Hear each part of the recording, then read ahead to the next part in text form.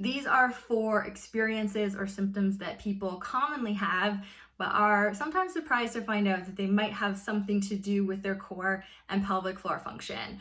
Number 1, low back or pelvic pain. Pelvic pain can show up in a variety of different ways on the front of the pelvis or in the back of the pelvis in a couple different places, the tailbone itself, or in the sacroiliac joints, or even in the low back, that aching feeling that you might get low on the spine.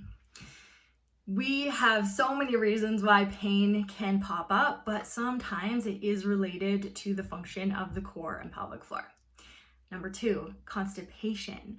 I think that we don't really associate this so much with pelvic floor function. We often think about leaking urine as having to do with pelvic floor, but constipation, maybe we might go to thinking this is food related first. And while it might be, the pelvic floor muscles can play a major role in constipation as well.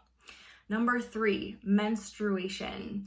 A lot of people will have the experience, postpartum particularly, where they are feeling like it just feels different with their menstrual cup or their tampon being inserted into the vagina. They feel like the tampon maybe doesn't stay in how it used to. Maybe they're getting some pain with using a menstrual cup when that never happened before. And all of these things could be related to the pelvic floor muscle function. And the last one that tends to be a big surprise for people post-pregnancy is that the belly button looks different than it used to. In some people, their belly button might be an outie now when it used to be an innie. And if that is happening for you, this might be one sign that is showing us that perhaps there is some TLC wanted, needed for the core and pelvic floor. So those are 4 experiences or symptoms you might be having that are related to the pelvic floor that you didn't think were.